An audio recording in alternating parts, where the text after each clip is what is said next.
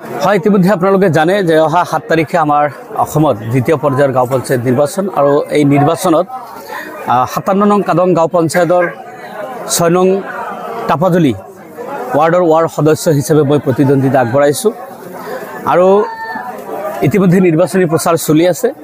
আজি আমি আমাৰ ৱাৰ্ডতে লালমিয়াৰ ঘৰত আমি এখন নিৰ্বাচনী সভাৰ আয়োজন কৰিছিলোঁ আৰু তাত নিশ্চিতভাৱে আপোনালোকে দেখা পাইছে ৰাইজৰ অভূতপূৰ্ব সঁহাৰি। যি সঁহাৰি আজি প্ৰমাণিত কৰিছে যে অহা 7 তাৰিখে যি ভোট গ্ৰহণ অনুষ্ঠিত হ'ব, এই ভোট গ্ৰহণৰ পিছত 11 তাৰিখে যি গণনা হ'ব, এই গণনাত নিশ্চিতভাৱে বিপুল ভোটৰ ব্যৱধানত ৰাইজে যি জয়যুক্ত কৰিব, আজিৰ জনসমাগমে সেয়া প্ৰমাণিত কৰিছে।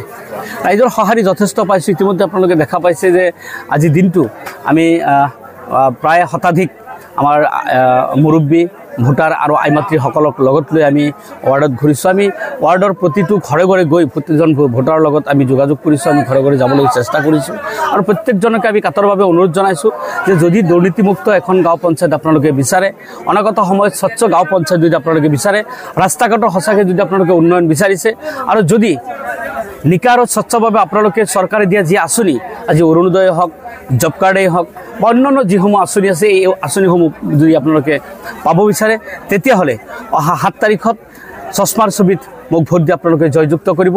আপোনালোকৰ যিখিনি সমস্যা আছে সেয়া নিশ্চিতভাৱে এটাৰ পিছত এটা আমি সমাধান কৰাৰ কাৰণে আমি চেষ্টা কৰিম আৰু পঞ্চায়তখনক এখোজ আগুৱাই নিবলৈ আমি চেষ্টা কৰিম। বিগত সময়ছোৱাত জানে কাদং গাঁও পঞ্চায়তখন যথেষ্ট পিছপৰা পঞ্চায়ত।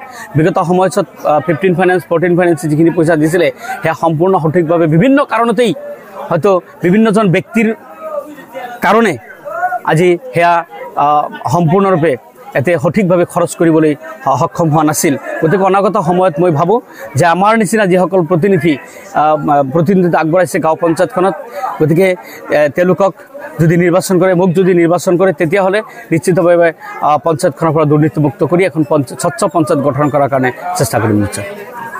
আজি আমি ইয়াত যি উদ্দেশ্যৰে সমবেত হৈছিলোঁ, আমাৰ এটাই উদ্দেশ্য আছিল, আগন্তুক 7 তাৰিখে যি দ্বিতীয় পৰ্যায়ৰ নিৰ্বাচন, সেই নিৰ্বাচনত আমি টাপাজুলি ৱাৰ্ডৰ পৰা নিৰ্দলীয় প্ৰাৰ্থী নিয়ামক তালিক বিপুল ভোটত জয়যুক্ত কৰিম।